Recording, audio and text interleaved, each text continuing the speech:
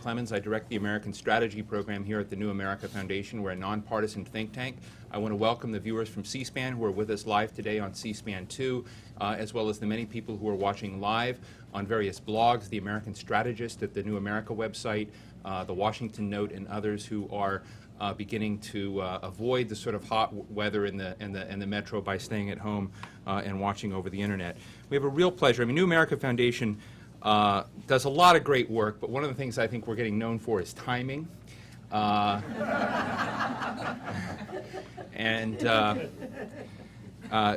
contrast to many of our events, which we call just-in-time events, this one has been planned for some time. We asked President Musharraf to delay his resignation until the time it might work. Let me say a few words about both of our speakers today. Husain Haqqani, Ambassador Haqqani, has been a wonderful friend of the think tank and public intellectual community here in Washington. He's well known throughout New York. He's been spending some time in Boston. And that's just the Northeast corridor before you get to the rest of the country. He has been one of the most important voices and chroniclers of what's been happening in Pakistan. Has been a great friend of mine. And I should also say of Anatol Lieven. Anatol is, of course, a senior fellow here at the New America Foundation as well. He's residing in London, but I first became very close with Ambassador Haqqani via Anatol Lieven long ago. He is Ambassador Haqqani is former advisor to Pakistan Prime Ministers Jatoi, Nawaz Sharif, and Benazir Bhutto, particularly Benazir Bhutto from 1988 to 1996. He's the author of the acclaimed book, India and Pakistan, Is Peace Real This Time? The author of Pakistan Between Mosque and Military. He's been an associate professor of international relations and director of the Institute for International Relations at Boston University, and he is now he was co-director of the Hudson Institute Project on the Future of the Muslim World. My boss, Steve Cole, is one of the world's most renowned experts on Pakistan and Afghanistan. He won the Pulitzer Prize for the book Ghost Wars, The Secret History of the CIA, Afghanistan, and bin Laden from the Soviet invasion of September 10th, 2001. Is that September 10th or September 11th? September 10th. My people are right, and I'm there. He is president and CEO, of course, of the New America Foundation. He's a staff writer at the New Yorker magazine as well, and author most recently of The Bin Ladens and Arabian Family in the American Century. So without further ado, please help me welcome Ambassador Husain Haqqani, who will speak here at the podium, and then we will hear from Steve Cole as well. Steve is going to pose a few questions to Ambassador Haqqani, and then I'm going to moderate a discussion. So Ambassador Haqqani.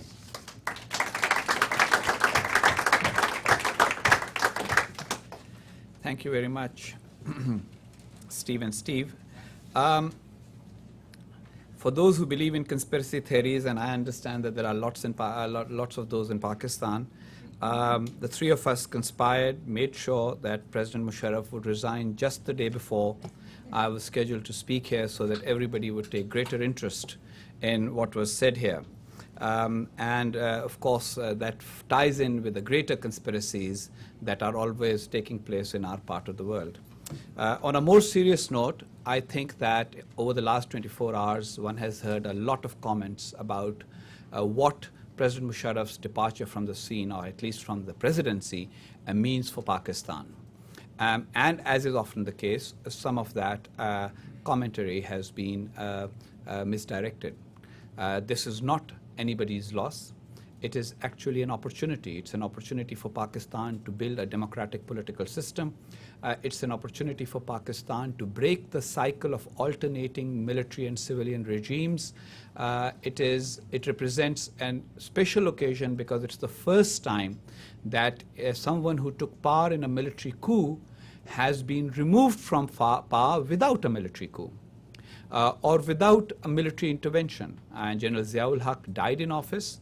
He was not removed by a military coup, but immediately after he departed from the scene, what happened in Pakistan was essentially a manipulated political system.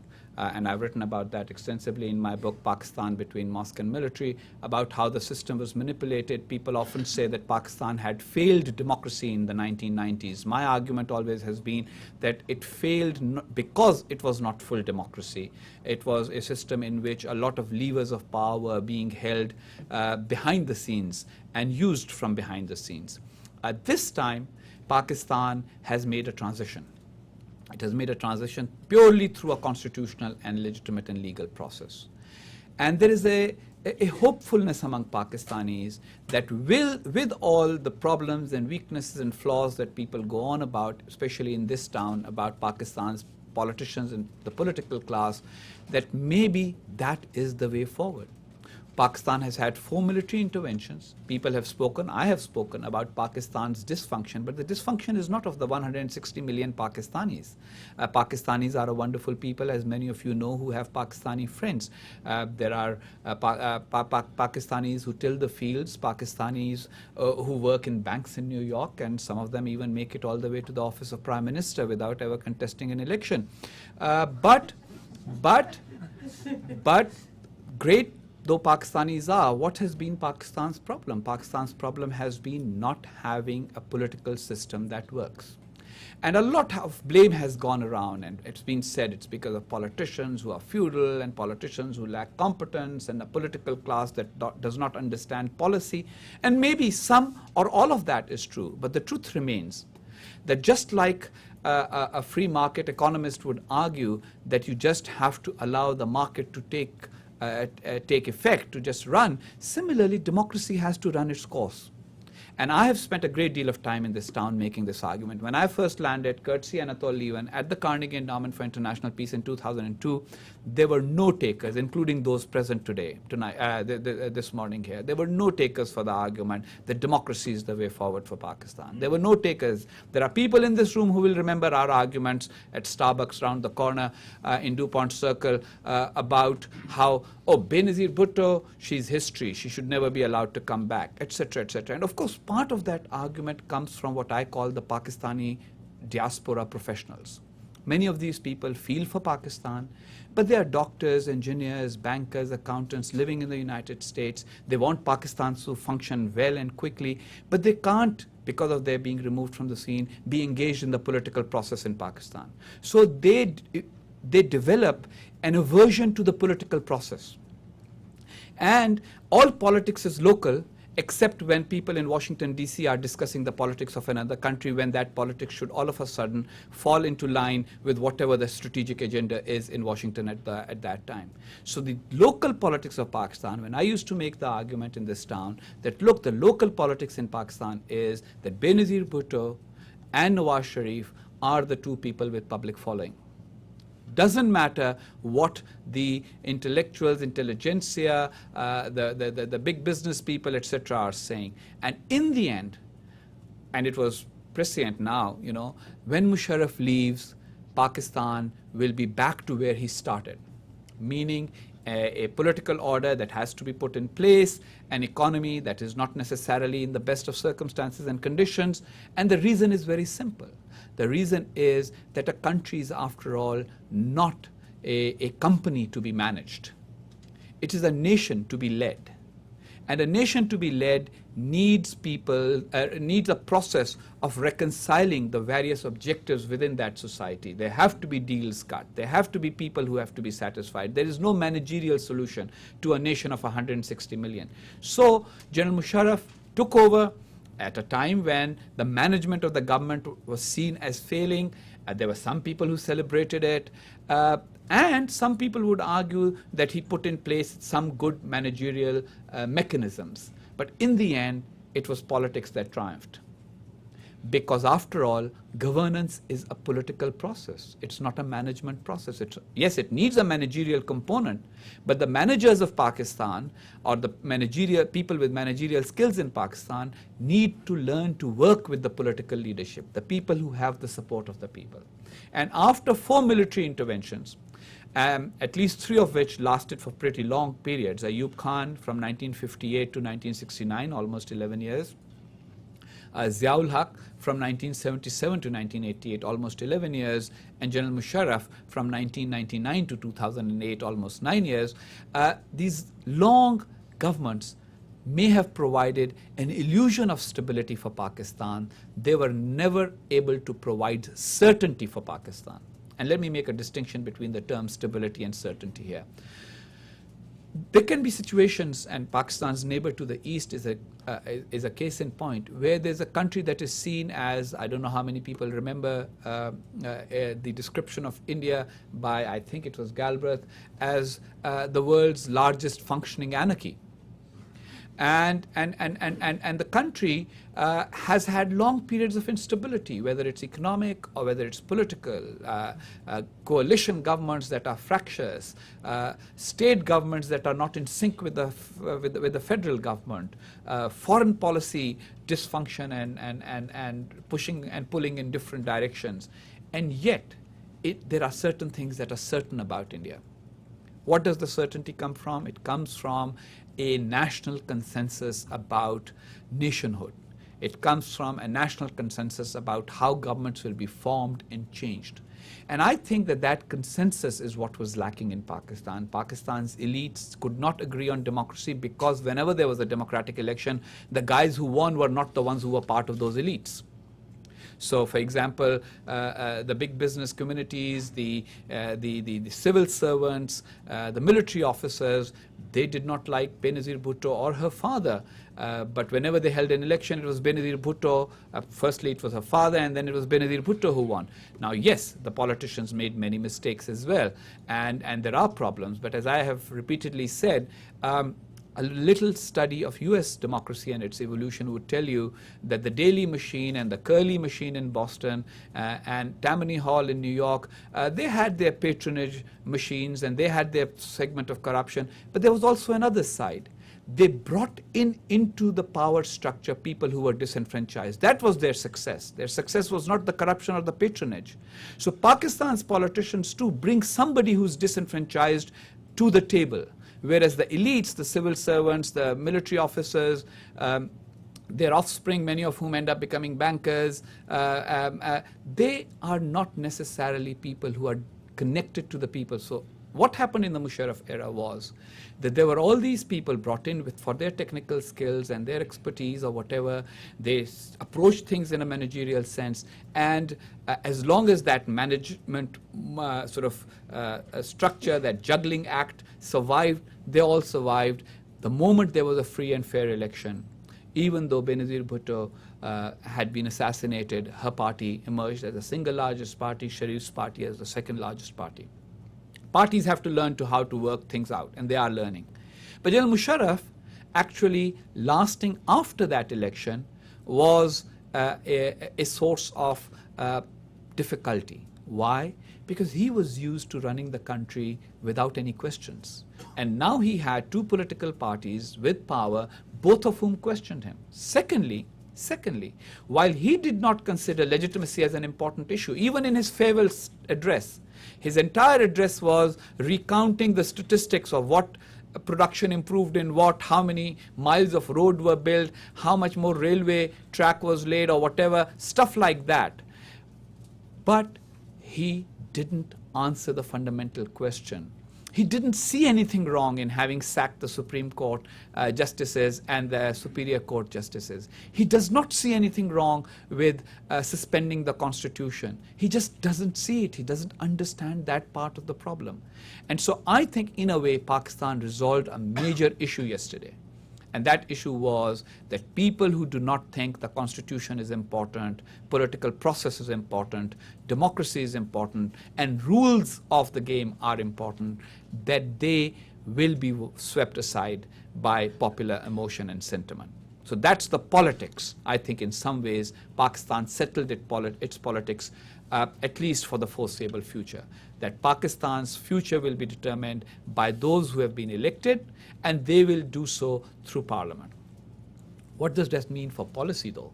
We do know that because the professional class in Pakistan has chosen to work with military regimes and not with politicians. There are no Manmohan Singhs in Pakistan where there's an economist who joins a political party, stays with the political party, whether it's in power or in opposition, and then serves that political party. The US, I mean, there are people in this town going around with their resumes, passing them to both candidates for the forthcoming election, hoping to serve in their administrations. We have a permanent civil service, which is supposed to be non-partisan, but we do not have party policy machines with few exceptions. You know, I think the ambassador to the United States being one.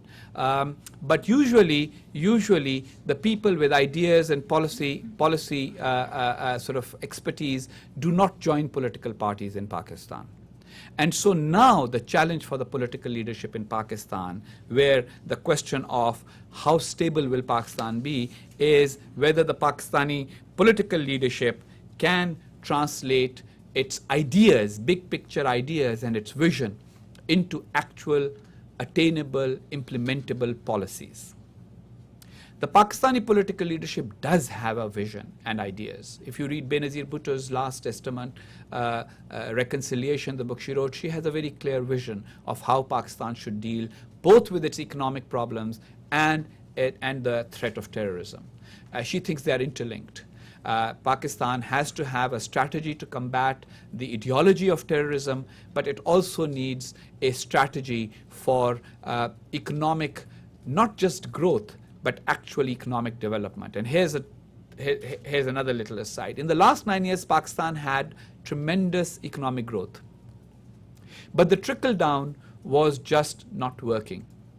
And the reason is the chief economist of the previous government, who retired last year and was therefore free to comment, has now come up with an explanation for why it happened. And he says that basically what happened was that the government promoted consumption-led growth, not production-led growth. What they did was they facilitated, for example, Pakistan started out with like 10 or 11 banks in 1999. Now there are 40-something. And all of these banks have credit lines that they ended up giving to people. Sounds like the United States, right?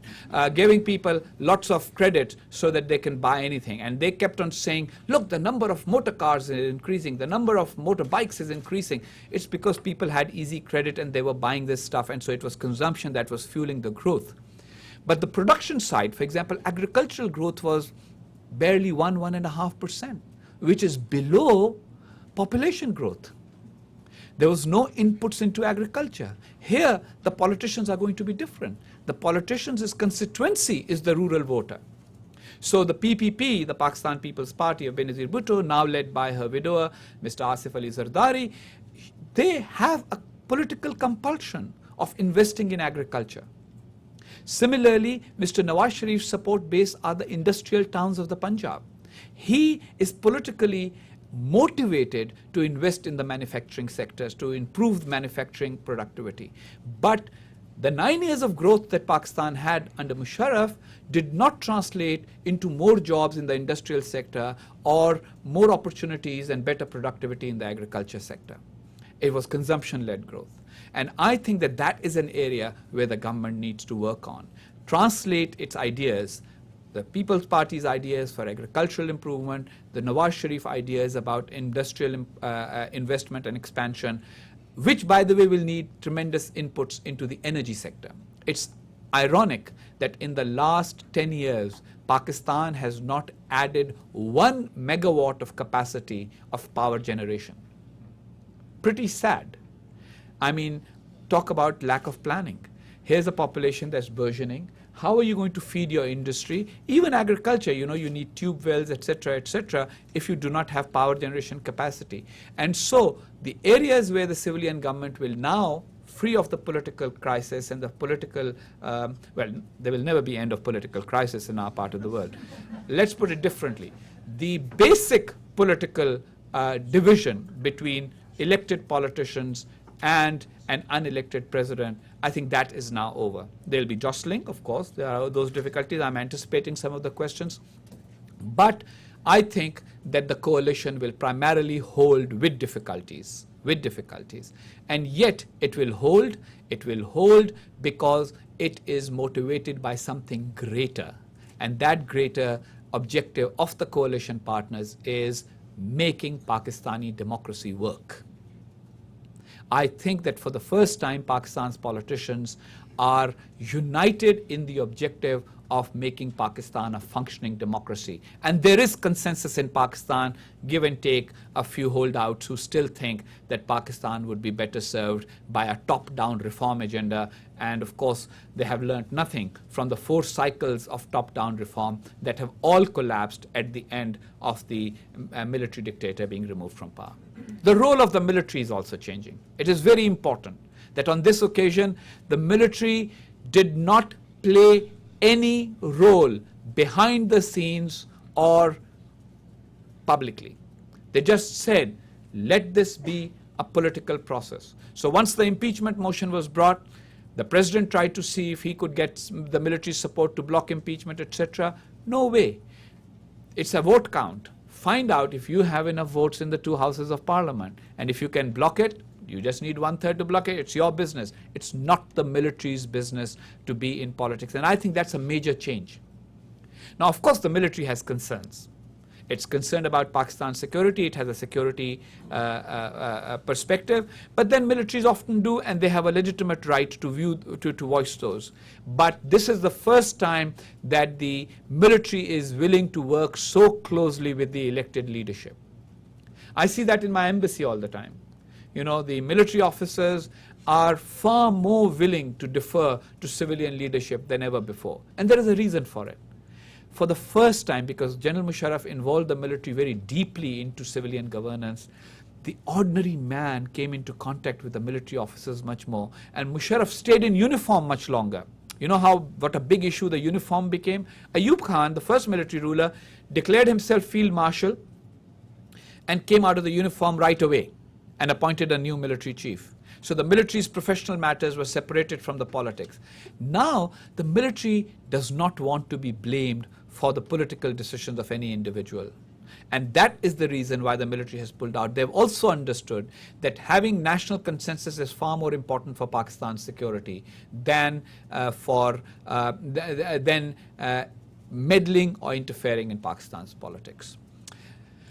The third thing is that so the politicians have a consensus, the military has a view, and the third thing is that the Pakistani people have reached the point where they recognize the value of civil society. And Pakistan's civil society, even though it's not as strong as it ought to be, but it's asserting itself. The lawyers' movement, for example, it's a function of the civil society.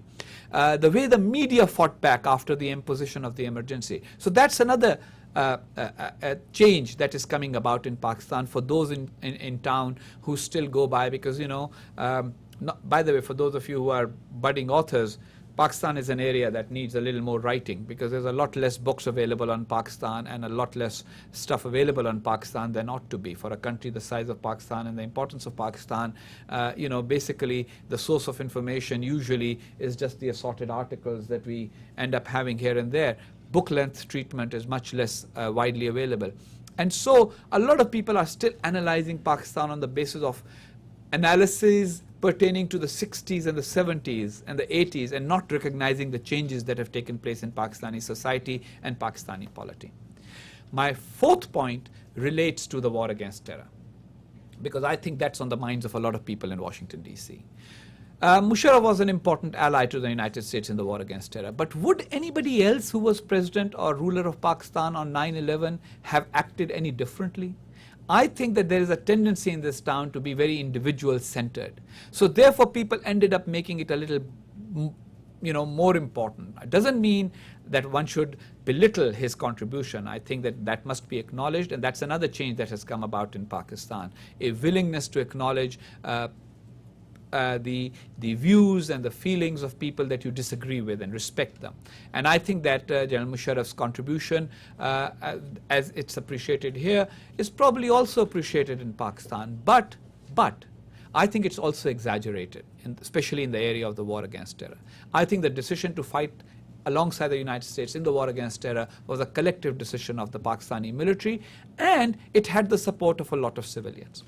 Where has it gone wrong? Well, two things. First, everybody who hated Musharraf-Bush alliance kind of image became so strong, and President Musharraf used it to his advantage in domestic politics so much, always telling politicians, especially Benazir Bhutto, that, you know, if you want, look, the Americans will not back you, they will back me, that kind of thing, that everybody who disliked President Musharraf ended up disliking the United States. So I think that has changed yesterday.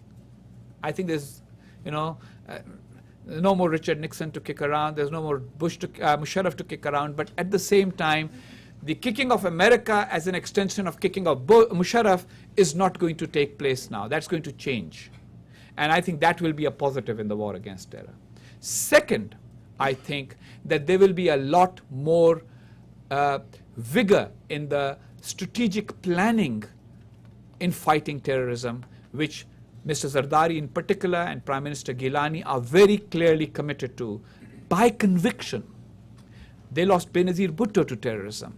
They realized that terrorism threatens Pakistan's own cities and Pakistan's own population. More Pakistanis have been killed by terrorists in the last several years than Americans have been killed by terrorists. So therefore, there is a will to fight terrorists. But the change is going to be that there is going to be vigor in fighting terrorism, and there is going to be a lot less political manipulation of the war against terror.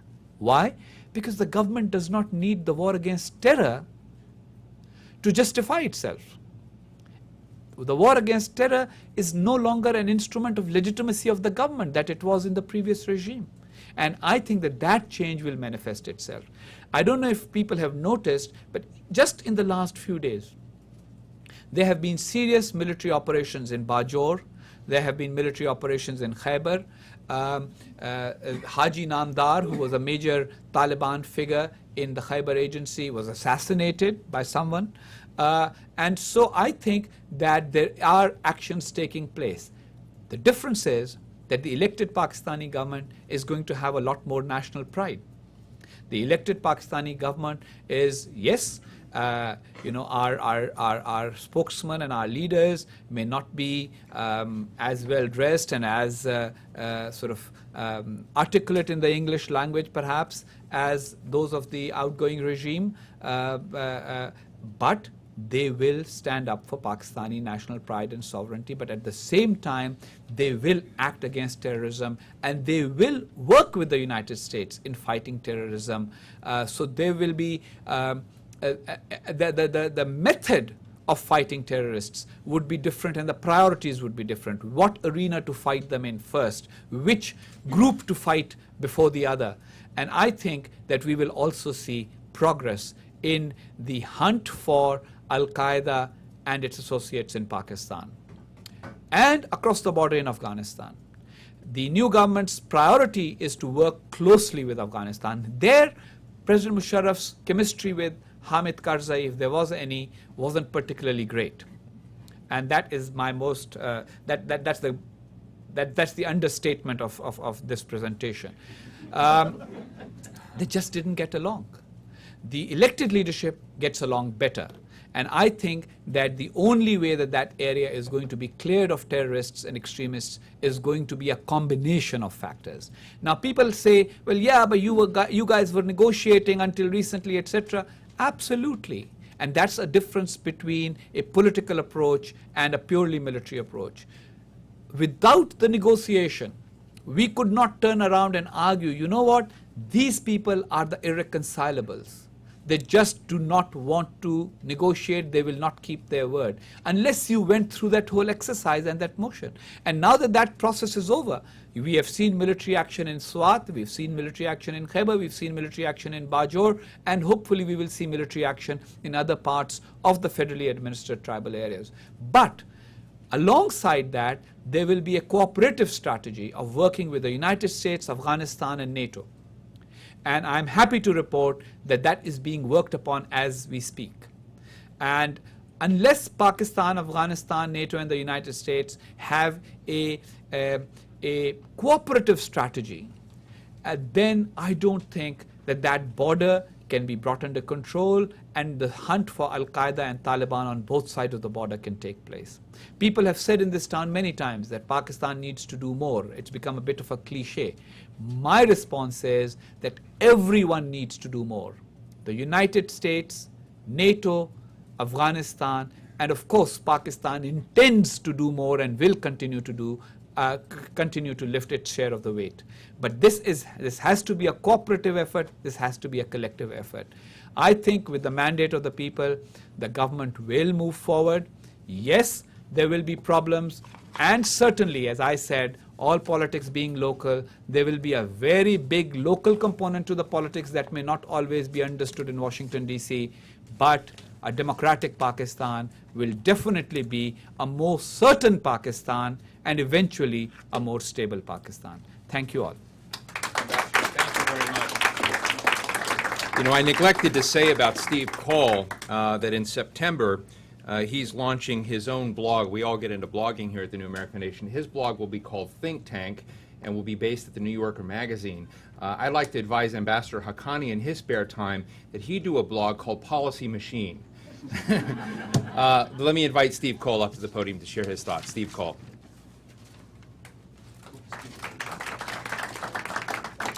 Thank you, Steve.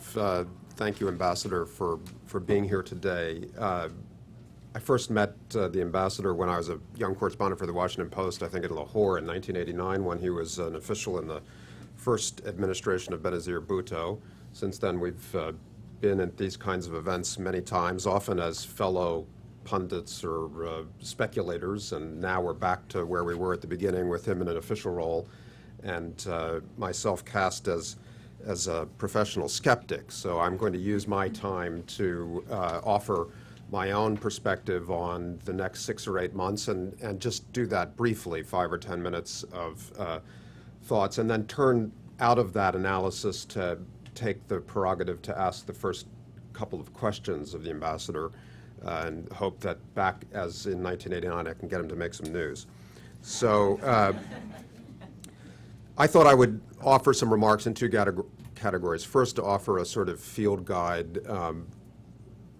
about the political scene that's going to unfold over the next 6 months, complementing the very good analysis that I thought the ambassador offered, with which I largely agreed, and then talk a little bit about the insurgency, the Taliban, and offer some thoughts that the ambassador can react to about where the Army is and how the Army, for its part as an institution and its leadership, perceives this turn, because it is very much a remarkable and important turn and an opportunity for the Army. I think they see it as an opportunity in their sphere much as the civilian politicians do.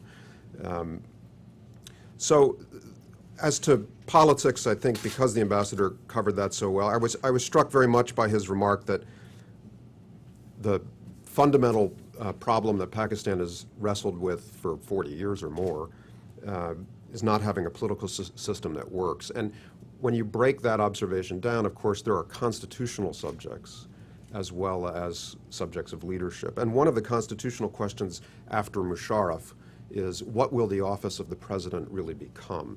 Because it has been a source of constitutional difficulty during the life of Pakistan's attempts to establish a sustainable democratic order. And one of its problems as an office has been the way it's been used as a proxy for the military or as a mechanism to dismiss civilian governments out of order. It's presumed that now that Musharraf has been expelled from this office, that these powers will be revoked. But that project is not completed yet, and it will test the coalition, it will test the aspirants to the office. We'll see who becomes the president and whether, in fact, these powers are abrogated or changed. There are also some non-constitutional arrangements in the office of the president that Musharraf sort of invented to try to consolidate a role for himself after the army that will be tested in the next 6 months. How will the National Security Council play a role in overseeing the military on behalf of the civilian order, or will that be the institution that does so? If not, how will civilian control over the military be exerted? One role of the National Security Council involves chain of command issues, including nuclear chain of command issues. How will that be rearranged in a post-Musharraf presidency? These are perhaps not issues that need to be legislated in many cases, but they are going to have to be negotiated. The issue of civilian control over the military is probably the most important and also the most delicate. Inevitably, I would guess it will be an evolutionary, zigzagging process. It has already been since the election. There was a false start by the civilian government attempting to declare authority over the Inter-Services Intelligence Agency, the powerful intelligence service that has been associated with the sponsorship of Islamic militancy in Pakistan for 30 years.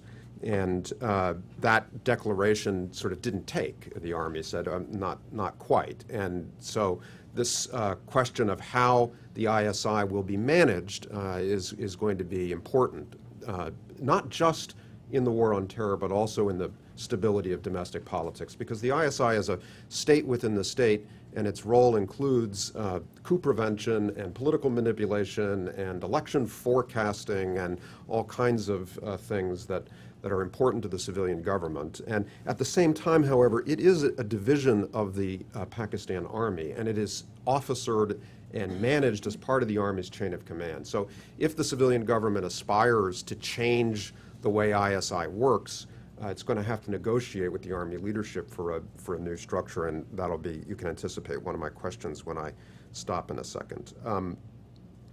And then as to the coalition itself, I think the ambassador has addressed that very well, but there is a basic question of who is going to deliver on these really tough civil-military issues. You know, there's a lot of people in the cabinet and in the parties who can deliver on the many other things that this government needs to do to succeed, to address the economy, to address investments in agricultural and industrial production, to represent lots of Pakistan's interests inside its borders and in the wider world. But who's going to really be the credible interlocutor with the security services to work through these very difficult challenges that both the military and the civilian parties now face together in the post-Musharraf era? So I think the ambassador will play a role, but he's here, and someone over there is going to have to do all of this, and do it in a supple and sophisticated and sustainable way. What does the Army see? You know, the ambassador will have his own thoughts about this. I don't know how many of them he can share in public, but since I'm free to speculate in an informed way, I would just make a few points. I think, first of all, the borders of Pakistan is the last prerogative that the Army is going to surrender to any civilian government. That's what the Army is there to defend. And it is the very sort of expression of the integrity of Pakistan. And of course, the trouble now on the western borders speaks to the very heart of the Army's mission. And in a very practical way, they are feeling it as this insurgency intensifies. They are being forced to pull infantry divisions from other deployments into the West in order to start to address this insurgency. Now, that's a real cost to them. It doesn't mean that Pakistan is vulnerable to some war with India that it wouldn't be prepared for, but it's something that the Army feels when you have to shift divisions around and move personnel west to deal with an internal problem rather than to deploy defensively and to prepare for the other threats that Pakistan faces in a broad sense. I think that the Army, in my impression, still is not decided about how to think about the threat and the challenge that the Taliban presents, because there's still a hangover of thinking that on the Afghan side of the border, the Taliban represents an instrument of Pakistani statecraft that the state cannot afford to abandon entirely. And perhaps the ambassador will tell me that thinking has now been vanquished, but I think the record is that it's still present in sections of the Army and even in sections of the Army's leadership. I'm not suggesting that General Kiani necessarily proceeds from this assumption, but certainly it is alive in the conversation. And anytime you sit down with a 2-star or a 3-star, you don't have to work very hard to elucidate their belief that the United States, wittingly or unwittingly, has been collaborating with India in Afghanistan in a strategy of encirclement that endangers Pakistan's national interests. And if the Taliban, however unpleasant, are an instrument to keep that strategy off balance, then it can't be just abandoned because the United States wishes it to be abandoned. And I think that's still very much a part of the discourse. Finally, from the American side, what is the United States going to bring to this conversation? I think the ambassador makes clear that American leverage and American instruments in Pakistan are at a low in their effectiveness and in their credibility as a result of this long and unsuccessful in the end partnership with President Musharraf in political terms, unsuccessful in political terms certainly. And yet this structural problem is now compounded by the fact that the Bush administration is on its way out. You have a lame duck presidency. And you also have had a sort of transition in command at CENTCOM, the most important military command in the United States, where the entire sort of military system that will deal with Pakistan and Afghanistan has been waiting for its new commander, General David Petraeus, who's coming out of Iraq in mid-September and will only assume control at the end of that month. And after Admiral Fallon's resignation, you've essentially had a temporary command that has not been able to kind of reset strategy. So you have temporary command at CENTCOM, a lame duck administration in the White House, and so I think there has been a period of drift here that won't be concluded until next year. When you look forward, you can see a new framework for U.S. policy, and that's in the form of the Biden-Lugar bill whose objectives are many, but primarily involve an attempt to rebalance U.S. engagement and U.S. aid to Pakistan away from a purely military approach or substantially military approach to one that engages more broadly in the economy and in civil society. Let me just end there and ask my questions. Does he have to come back up to the podium to make this work, boss? He does not. Okay. But, So let me just ask one or two. He does. Okay, he does. Yes, he All right. does. For these two, yes. Okay. Okay. Hi, C-SPAN. So, all right. Let me choose here. Let me just ask you to address this question of oversight of the military and ISI.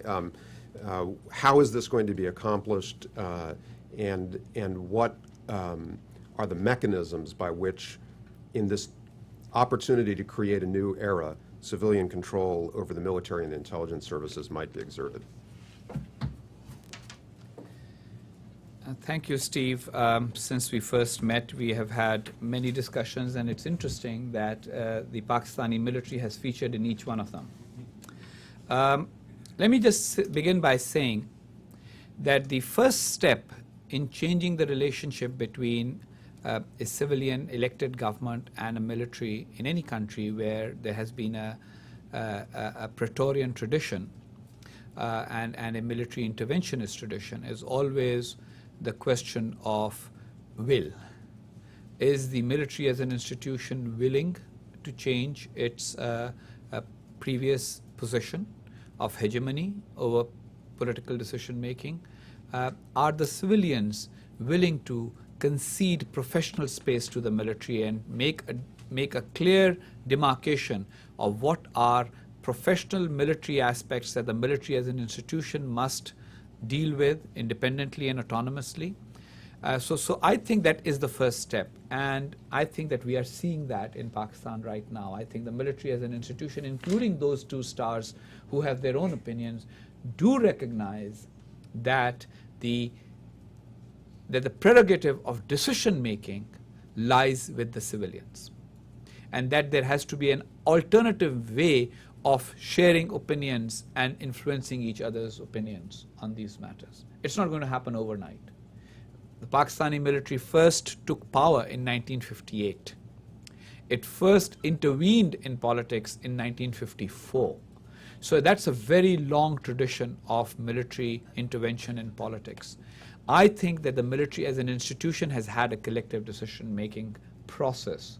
And the more recent meetings of the corps commanders, which is often described as the sort of main kind of collective decision-making body of the military, that the corps commanders have been supportive of General Kiani's decision to disengage the military from politics.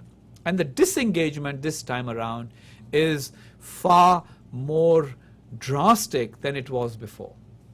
Now in '89, for example, you'll remember that General Aslam Beg had also announced that we are going to withdraw from politics.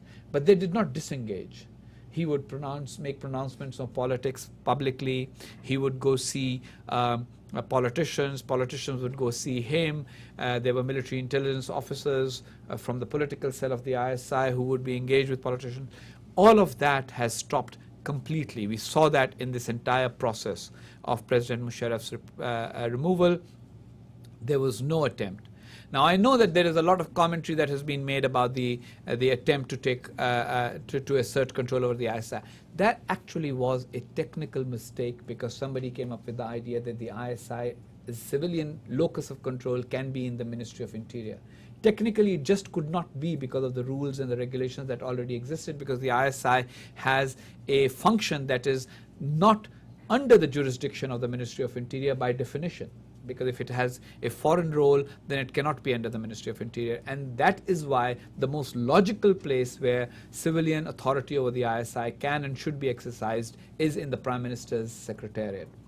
And of course, the person who will be doing that and dealing with it is my predecessor as Ambassador to the United States, Major General Mahmoud Durrani, a man who has been in the military and therefore has the military's institutional respect, and who has been a firm believer in democratic politics and has been writing and saying as much, so therefore has respect of the civilians. But this is going to be something that will not have a grand design that you will see on paper. It will be something that people will feel around and do on a day-by-day basis. As far as the military not relinquishing control over the borders or its concerns about the borders, look, the civilians share those concerns. There's hardly a civilian in Pakistan who does not look upon the potential threats to Pakistan that could come from much larger neighbors. Now, there will be differences of opinion of how we should approach India, or how we should approach Afghanistan, or how we should approach India's influence inside Afghanistan and the potential for Pakistan being caught in a pincer movement. But those concerns are shared. Only question is, what should be the response? And I think the civilians have a response, a planned response, and the institutional mechanisms that General Musharraf put in place, like the National Security Council. Look, for him, it was all means of his exercising power. Now institutions will be more institutions. The National Security Council is going to be reconfigured to be part of the Prime Minister's Secretariat rather than the President's. And eventually, Pakistan's President has to be what presidents are under parliamentary forms of democracy. Figureheads who are there only for very limited constitutional functions. That is the objective. So I think where we are today, the objectives are much clearer. You were there in the 88-89 transition. You can already see the difference. I think there is a qualitative difference. Nobody is trying to undermine any political party or group deliberately, and I think that's a big change. Will we be able to achieve everything in a short period of time? And I was told long before I moved to the US that one thing you have to remember about the Americans is the Americans have a short attention span and they want everything quickly, including food. And in strategic change, that doesn't happen. Iraq is a case in point. Strategy keeps being evolved and changed as circumstances change. And I think that cooperation with the United States is another thing on which there is general consensus in Pakistan. Even those who publicly make all these noises to gain votes and support amongst the people because it's easy to bash Uncle Sam and get some support, even they recognize that Pakistan needs the cooperation of the United States. It's only the terms of the cooperation that are going to be renegotiated. In terms of the Taliban, I think a large number of people on the civilian side and on the military side all recognize the Taliban have actually bought Pakistani antagonism themselves. They've brought it upon themselves by fighting a two-pronged war. They've overreached. The attacks in Afghanistan would have enabled some people to argue, you know what, these guys attack there, they don't attack here. But then as the Tehreek-e-Taliban Pakistan has come into being and the Pakistani side has become active, it's become very clear that if there's going to be Talibanization, it's going to be in Afghanistan, it's going to be in Pakistan. And every Pakistani, it's very simple. Benazir Bhutto used to ask that in her election campaign. She said, do you not want your daughters to go to school? And if you don't, then the Taliban are it. So yes, getting all of that muddle sort of cleared up is going to take time, but I think the strategic decisions have been made by the civilians, by the military.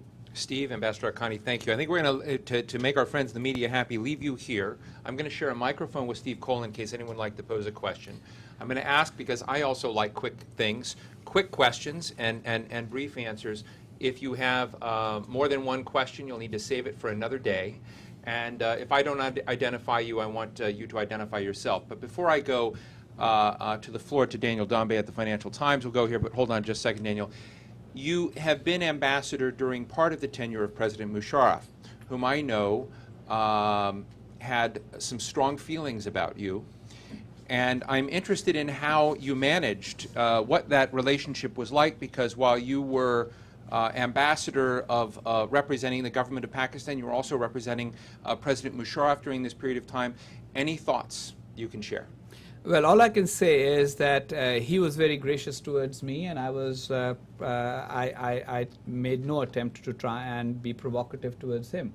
And when I did go and see him for my farewell call before coming to Washington, D.C., he did wag his finger at me and said, "I don't agree with all of the stuff you've been writing about me for the last 8 years." And I very politely turned around and I said, "Well, sir, I hope you realize that I also have some thoughts on what you've been doing for the last 8 years. We could fight about it right now, or we could both shake hands and have a cup of tea." We shook hands and had a cup of tea. Thank you. Daniel.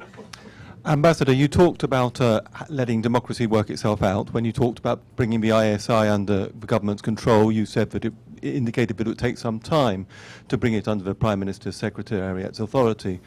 How confident are you that the US has the patience to live with this period in which civilian authority is asserting itself in Pakistan, and has the patience to resist the temptation for unilateral strikes in Pakistan of a sort that it's practiced several times this year? Well, first of all, they are not interconnected. I think that the exercise of civilian authority over Pakistan's various institutions of state is a work in progress. So it's not something that is not happening. It is happening as we speak. It is continuing, and it will continue. When I said that it takes time, what I meant was that any design to be fully implemented takes time. But other than that, I think that Pakistan's military and Pakistan's intelligence services have recognized that they would be better able to serve Pakistan if they are under the control of the elected institutions of state. We have a history and a legacy to deal with, but while we are dealing with it, the political decisions are very clear. On the question of unilateral strikes do not serve any purpose. And we have to make a distinction between use of American technological means deployed by the Americans with Pakistani approval and involvement, and acting unilaterally. Most unilateral strikes have resulted in collateral damage and causing anger and anti-Americanism.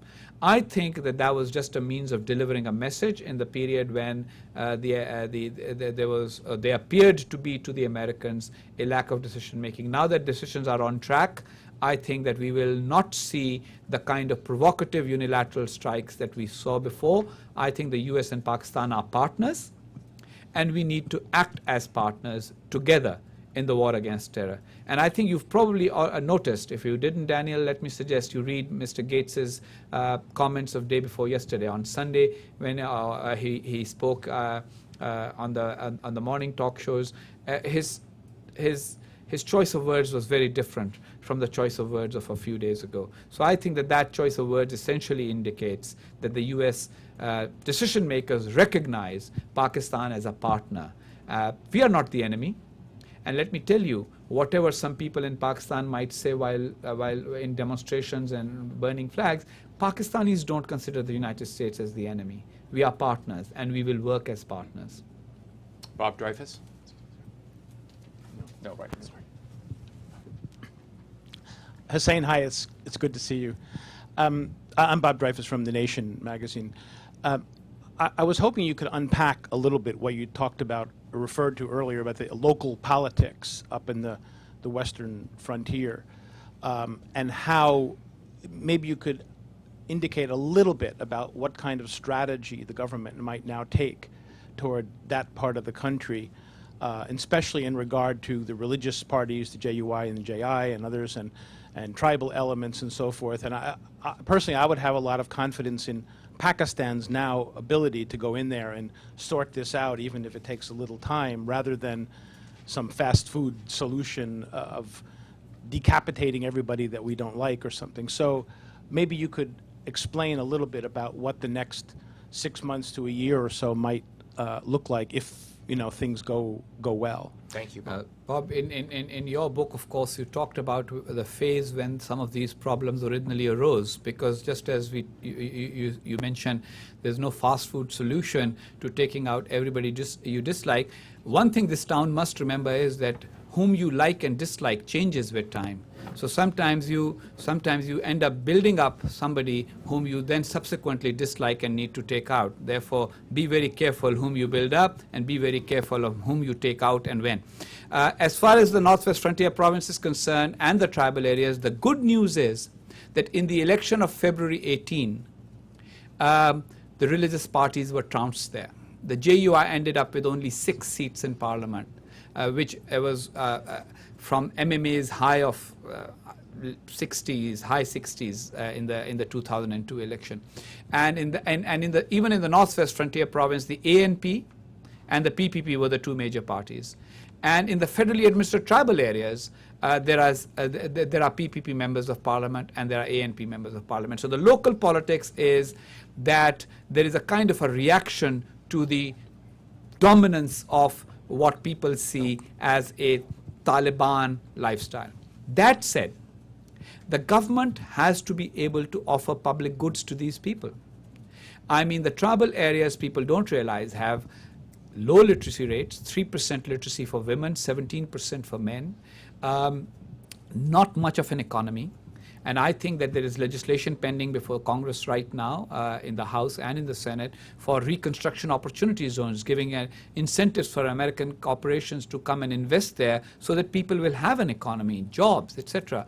And unless that is done, I think the local politics will not change. So I think that the 2 major pro-democracy parties, pluralist parties, the ANP and the PPP, have an opportunity to change the direction of Northwest Frontier Province, but I think that can only happen if the Northwest Frontier Province, and especially the federally administered tribal areas, are offered some hope for the future, a change in direction. Look, they've been used as cannon fodder for wars going back to 1979 and the war against the Soviets. The only economy in that area has been that of a service economy serving the industry of jihad. That's been the life of Fatah. So I think that needs to be changed. As the jihad is scaled down, so should the economy be built up and people's lifestyles changed. And I think that is the strategy of the government in that region. At the same time, there has to be a cooperative relationship between Pakistan and Afghanistan. As long as there is a rivalry between Pakistan and Afghanistan, these guys are going to be caught in the middle, with the Afghans always finding opportunity to try and look for their allies in the region to embarrass Pakistan and vice versa. I think that game has to stop and the 2 countries have to work together. Yes, with CNN here. Paul Corson from CNN. Thank you, Mr. Ambassador. Question now is, what do you do with Musharraf? There's talk of safe passage out of the country as a payback for when he granted Benazir safe passage back into the country. Where would he go? How would that be affected? With due respect, he did not grant safe passage to Benazir Bhutto. She died and she was assassinated. So that's a little correction. But I think on the question of General Musharraf's future, I think Pakistan's parliament is the best institutional framework for deciding what should be his future. Pakistan right now is in a mode of reconciliation. No purpose is likely to be served by keeping the cycle of the old days when people lost power and went into prison. And I think that is a cycle Pakistan needs to break. I think there are voices in Pakistan articulating both perspectives. There are those who say accountability is important, and there are those who say reconciliation is important. I think our representative institutions are quite capable of figuring that one out eventually. I have many friends posing questions. I just want to tell you what my logic is so that I don't have you angry at me later. We have a lot of media in the room, and I am purposely giving media first priority. We'll try and do as many questions as we can. It's the only fair way we can do it. This woman in the very back, dark hair, right next to Kate Howard. No, right? Yes. I have no idea. Your hand was up, right? Oh, yeah, it was. I kind of Okay, forgot. grab it. If you don't get it, I've got No, lots it's of okay. other people Thanks. who want it. My name's Tara McKelvey. I write for the American Prospect. And I have a question about the tribal areas, about counterinsurgency techniques. To what extent are they being used? And are they being used by the Pakistani military? or by U.S. contractors? Well, first of all, there are no U.S. contractors in the Pakistani federally administered tribal areas, at least certainly not security contractors. So it's only the Pakistani military and Pakistani paramilitaries. Secondly, I think that counterinsurgency is something that even the U.S. military woke up to pretty late. You remember that in Afghanistan, in Iraq, the counterinsurgency manual and counterinsurgency training came late. And I think that the Pakistani military was trained and is trained for the major threats to the country from conventional sources. So we are now focusing on securing and providing counterinsurgency training to units. The Frontier Constabulary, the FC, is one of the recipients of that training, and regular Pakistani military, special services, etc., are all receiving and working towards, and many of those training programs are in the planning stage. We will need counterinsurgency training for fighting what is essentially a war against insurgents. We have Mike Marshall here with UPI.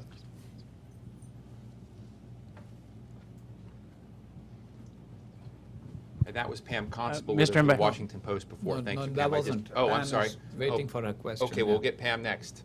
Yes. Mr. Ambassador, thank you for your remarks. In your opening remarks, you said that you believe that the coalition would stay together, but with difficulties. What do you see as the most critical difficulties that the two parties have to resolve between them? I'm glad you gave me an opportunity, lest somebody report that unqualified. What I meant was all coalitions have difficulties. And coalition politics is always difficult for this very simple reason. The reason why people associate with different political parties is because they have some fundamental disagreement about either policy or the personalities who run those parties. So therefore, when they come together, there is bound to be disagreement on how to resolve certain issues, how to address certain problems, and those difficulties are further compounded when you do not have a continuing democratic tradition, one in which there has been manipulation in the past and behind the scenes machinations. So I think that the reason why it will endure is because I know that Mr. Zardari and Mr. Sharif, who are the two major partners in the coalition, and Maulana Fazlur Rahman and Mr. Asfandyar Wali Khan, who are the other partners in the coalition, and even Mr. Altaf Hussain, who's a part of the coalition in Sindh, but not in the federal government, the MQM, they all have one thing in common, and I've met all of them in the last few months. They all believe that it is time for Pakistan to have a political order as opposed to a manipulated order. And the desire for democracy and the desire for a stable political system will keep the coalition together, because they know that in the past, whenever politicians have squabbled, that has served as an invitation for non-political forces to intervene in politics, and that has never been good for the country. Hussein, before we go to Pamela Constable, do you not agree, though, that it is easier for these competing parties and factions to be against something collectively than for a generic good, if you will? The most important thing is I mean, I always have a little complaint against how Pakistan is covered in the media. Among the stories people missed out was when the parties actually got together and created a common minimum platform just after the election, when they came together as a coalition. So they do have a plan of what they will stand together. What they are for. But you are right. In principle, most people find it easier to know what they are against than what they are for. At the same time, I think that it's a very unique moment in Pakistani history where the military is neutral. The American administration, which you know the famous maxim in Pakistan that Pakistan's politics is, or the course of Pakistan's politics is determined by Allah, America, and the army. Well, the army is neutral. The Americans, because of their own transition, etc., have also decided that they don't need to have a sort of meddlesome role. And I don't think anybody is sort of particularly invoking Allah at this particular moment in the domestic political arena. So I think that in that sense, it is an opportunity for Pakistan's political leadership to work out a political system and work together within that political system. Thank you. My apologies to Pam Constable. Excuse me, sir. Get the microphone. Well, you've addressed some of the issues I was planning to raise, so I'll just get to the very specific part of it. You talk about the moment of sea change, of common vision and consensus, and everyone seeing this opportunity. But Pakistan still remains a country in which personal leadership is very important. The person who could have been presumably the most important personal leader of that country is now dead. You have two political leaders with great ambitions and great differences in just about every way who would both like to lead the country. What is going to happen in terms of who individually will lead this moment of potential change? Who is there to do it? I think that the two leaders you refer to are both in their early 50s, and they are cognizant of that fact. Neither one is impatient. And I think that having lost his wife, Mr. Zardari in particular has shown tremendous ability to compromise since December of last year. Mr. Sharif also has shown a remarkable ability to work together with Mr. Zardari, whether it was in forming the government, whether it was in being patient with on the different perspectives the two had on the judges issue, or even in the impeachment. I think that people have a tendency to be a little more cynical about Pakistan's political leadership than the Pakistani political leadership merits. The Pakistani political leadership has also learned lessons. And I think one of the things that I remember, one of them, and I will not say which one, said to me not long ago was, you know what, in other democracies people take turns, why can't we? And so I think when you say that they have ambition, maybe they do, but I think they also have the realization that in a democratic order, everyone's ambitions cannot be fulfilled at once, and it may perhaps be easier to expect or hope that, you know, there will be another opportunity down the road. In any case, the power sharing arrangement that is in practice in Pakistan at the moment, the PPP controls the federal government, has a share of government in all 4 provinces, and controls the Sindh and Baluchistan governments. The ANP controls the Northwest Frontier Province government, and the PMLN, with Mr. Sharif's brother serving as chief minister, controls the largest province, Punjab. So I think everybody has a share of the political pie. So will they trust taking turns? Interesting. Right here, yes. Hi, James Kitfield from National Journal Magazine. I wonder if you would talk for a second about Pakistani-Indian relationship right now, because we've all watched with a lot of alarm the bombing of the embassy in Afghanistan, the problems, you know, reemerging in Kashmir, and as Steve said, whenever, you know, there are tensions in that relationship, it seems like the Pakistan security forces view the Taliban as a buffer against Indian pincer move through support through Afghanistan. Could you talk? I mean, there was a period it seemed like where the relationship was getting better. Can you make it clear to us why there is this sort of backsliding in that relationship and what it means? First of all, I would say that the embassy, there is no evidence of any Pakistani involvement or role in the embassy bombing in Kabul. Second, there is no Pakistani role in the sentiments in Kashmir being voiced by a large number of Kashmiris. That is also in Indian-controlled Kashmir. That is also a phenomenon that is happening on that side because of concerns of the Kashmiri population about their own future. Pakistan and India both recognize that both possessing nuclear weapons restrains their ability to be cavalier in relations with one another.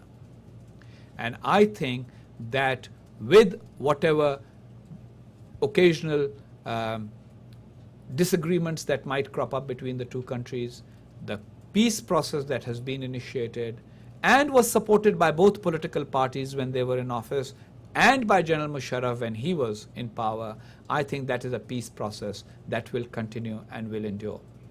In the very back, this gentleman in the very back in front of the camera, and then Laura Rosen in the back. Oh, Laura Rosen's fine now? Okay. Hi, thank you. You mentioned early on about al-Qaeda and how the new plan was, quote, being worked upon to go after al-Qaeda. Both presidential candidates here in the United States, excuse me, I'm sorry, have made going after Osama bin Laden, Al-Qaeda in Pakistan a key part of their proposed foreign policy. Mr. Obama, as you know, has talked about this, so I don't have to repeat this.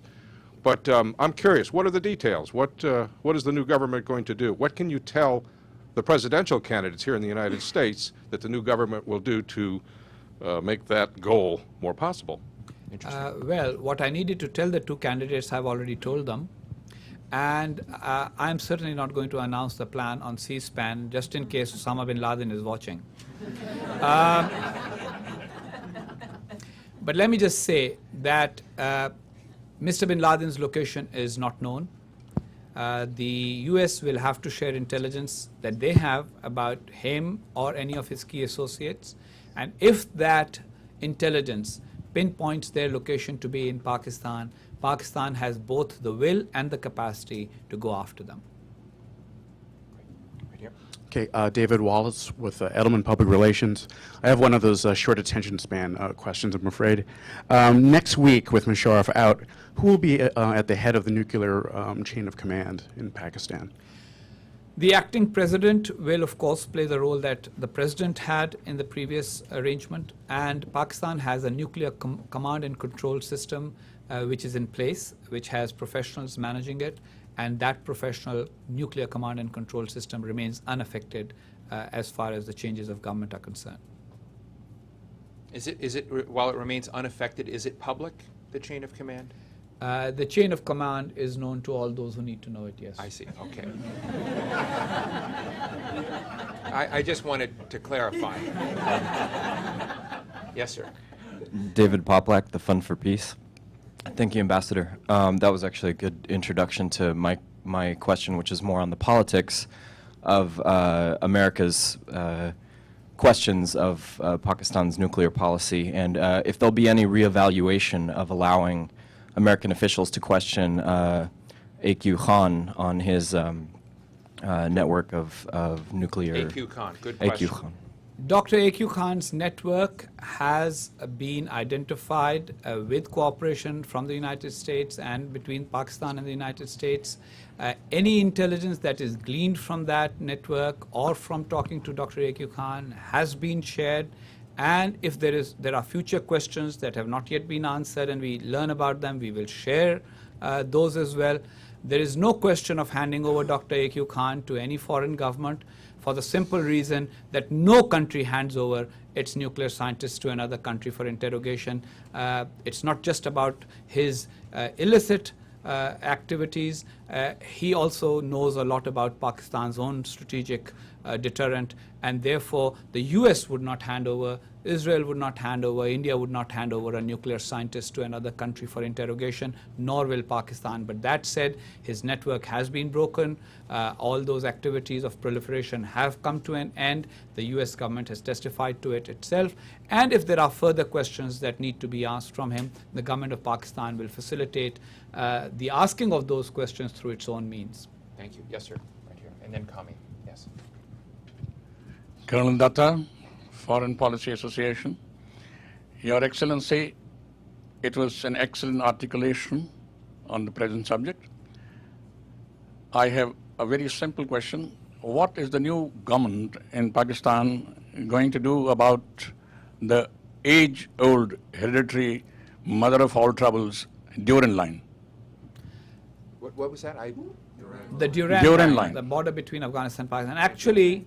Actually, the Durand Line is a historic expression. Otherwise, as far as we are concerned, it is now the Pakistan-Afghan border. It's an international border that both countries recognize and the whole world recognizes. There are many lines in history where there are divisions that some people think they need not accept. But the fact remains it's an international border, and once Pakistan and Afghanistan start working cooperatively, I think that the problems associated with that border will diminish. Kami Bhatt, and then we'll... Yeah, Kami Bhatt for Pakistani Spectator. My question is about the safety of nuclear devices. a newspaper like New York Times, if you see today's article, is giving the impression that Pakistani nuclear bombs are kind of toys sitting on the floor, and Osama bin Laden would come anytime and bring them to Washington or London and explode them. Is that Pakistan being a target of this propaganda just because it's Islamic country, and after Iran has it, you think Pakistan won't be any target anymore? Thanks. Well, I can't comment on your latter part of the question, but what I can say is that Pakistan's nuclear weapons, like nuclear weapons anywhere else in the world, are not easily transported plastic devices that children or adults can take at will. Pakistan's nuclear weapons are in very safe hands, and Pakistan has a nuclear command and control system that is very effective and recognized internationally to be effective. This gentleman right here. Mr. Ambassador, my name is Zhen Yu from China. I have a question. China, Pakistan has a strong relationship. So what's your comment and predict about the impact of the Musharraf's recognition on the bilateral relations? Okay, Thank so you. so the question for those who didn't hear it is, what is the effect of Musharraf's resignation on China-Pakistan relations? Good question. Pakistan and China have been close friends for many decades, and they will continue to be close friends. Throughout this period, changes of government have not affected Pakistan-China relations, and changes of personalities have not affected Pakistan-China relations. And there will be no impact whatsoever on Pakistan and China's relations with changes in Pakistan's government at any point. Yes, ma'am. You need the microphone. Alexeni Petropoulou from the Greek Embassy. I would like to ask Mr. Ambassador, what is the strategy for addressing the energy problem? Energy problem inside Pakistan? Inside Pakistan. Okay, the yes. megawatt Yeah, data point you raised. Well, one of the most important things that the government has done in the few months that it has been in office is to re-energize its the old strategy of inviting foreign capital into Pakistan. Several agreements have already been signed. International companies are being offered very good terms for becoming independent power producers in Pakistan. Pakistan's proven coal reserves are now under negotiation for investment of capital so that they can be used for generating power. And basically, what we are looking forward to is a more open, liberal energy policy that will attract international investment. Mike Miyazawa. Mike Miyazawa. My question has been partly asked and partly answered, but in any way, I've read several news reports which say the situation in Kashmir has been deteriorating, more instability, more violence, and so on. So my question is, how will the people in that region, both pro-India and pro-Pakistan, how will they act or react to the situation in Islamabad? What is your thought? I think that the people in Kashmir are reacting to the situation in Srinagar rather than to the situation in Islamabad. We must remember that the people of Kashmir have genuine grievances, and I think that those grievances need to be addressed. The issue of Kashmir periodically resurfaces.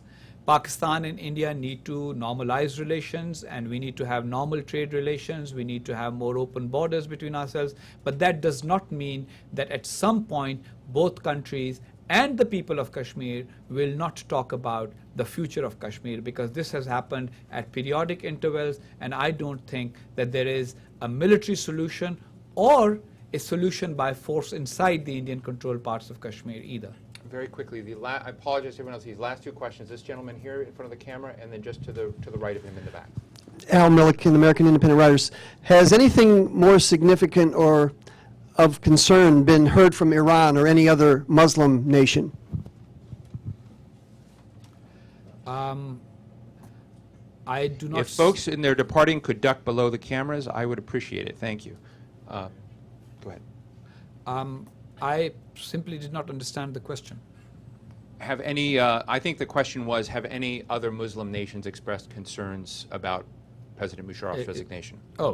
I don't think so. I think that most countries, including Iran, see Pakistan's internal developments as Pakistan's internal developments, and the departure of General Musharraf as something that is for the people of Pakistan to be concerned about. So no Muslim country, or for that matter, non-Muslim country in the world has expressed any concerns about it. Right. And this gentleman here, yes. Yes. To follow up on, Janak Mayer, PFC Energy. To follow up on the energy question, Pakistan obviously gets around half its energy mix from gas. Government projections show domestic production decreasing, I think, from 2010 on, making imports increasingly vital. How realistic do you think at this point realizing the Iran-Pakistan-India pipeline is going to be, or to what extent is the government now needing to look towards other solutions like LNG? The government of Pakistan has been very positively disposed towards the idea of an Iran-Pakistan-India pipeline as well as alternative pipelines. Pakistan is the energy corridor for India from West Asia and Central Asia. And it would, of course, be facilitated by improvement in political relations between India and Pakistan. But the government of Pakistan remains committed to the idea of pipelines that would provide India with the energy that it needs, and that would enable Pakistan also to benefit from the desire of energy producers to sell their energy to India. Ambassador, let me just close the program before I thank you very much for spending so much. And we really work over our speakers, be they ambassadors or not. But let me ask you two quick questions. One on behalf of my colleague here, Peter Bergen, who couldn't be. I'm trying to put myself in Peter's shoes for a minute. And he might say that President Bush would like nothing more than to leave office delivering on bin Laden or al-Zawahiri. We know when President Bush is leaving office, and so one question might be, given your best guess, and given that there are so many unknowables, what do you think the likelihood of the ability of helping George Bush check off the bin Laden box before departing the White House might be? And secondly, some years ago, I had the opportunity to sit down at a lunch. I was late to the lunch, and I didn't know who was there. I met this guy. Turns out to be a man named General Assad Durrani. General Durrani, I guess a distant cousin of the recent ambassador, didn't know he was a former chief of ISI, and I knew he was from Pakistan, and asked, I said, do you really think Musharraf controls those guys at ISI? And jaws dropped at the table, and he said, as only Assad Durrani can, I greatly admire him now, he said it's in President Musharraf's interests not to act as if he always controls ISI. And so it does raise the question of why, if ambiguity of control is occasionally useful, to come back to Steve Cole's point, why would you forfeit that? Why would you try to move towards a clarity of control if, in fact, the ambiguity of possibility of what ISI means within the Pakistan government can generate some net positives in at least Assad Durrani's mind? Well, to your first question about whether the bin Laden box can be checked before the end of this administration's tenure, I will just narrate a little story. When I was very young, my mother, who is a great philosopher apart from being a great mother, taught me something when I was very young. She said, son, when you don't know the answer to a question, say, I don't know. So I really don't know, because if the United States, with all the intelligence means at its command, does not know the location of bin Laden, has no idea, the trail has been cold for a while, my response to Peter Bergen would be, well, the Osama bin Laden you knew, you've already written a book about, and the Osama bin Laden we don't know about, we don't know about. To the second part of the question, about ambiguity and clarity of control, my response is very simple. I think that the ambiguity of control serves certain strategic objectives, but if those strategic objectives have changed, then there is much better outcome in clarity of control. So the strategic objective of Pakistan now is to assure the world that Pakistan is a country, a democratic country, stable or desirous of stability, that does not want to extend its power beyond its borders except for the purpose of ensuring its national security. The days of ideologically motivated jihad are over, and the United States bears responsibility partly for the anti-Soviet jihad and allowing people who were not from Afghanistan to get involved in it, but it is Pakistan's clear strategic objective not to allow any extremist religious groups to be active within Pakistan. And if they are not to be active within Pakistan, then Pakistan's institutions of state, including our intelligence services, have the responsibility of ensuring that these people are put out of business. And if we are doing that, then we do not need the ambiguity of command that General Asad Durrani was talking to you about. On behalf of my colleague and President of New America Foundation, Steve Cole, and our absent colleagues, Peter Bergen and Anatol Lieven today, who've been so much a part of this program, I want to thank Ambassador Haqqani and thank all of you for joining us. Thank you very much. Our meeting is adjourned.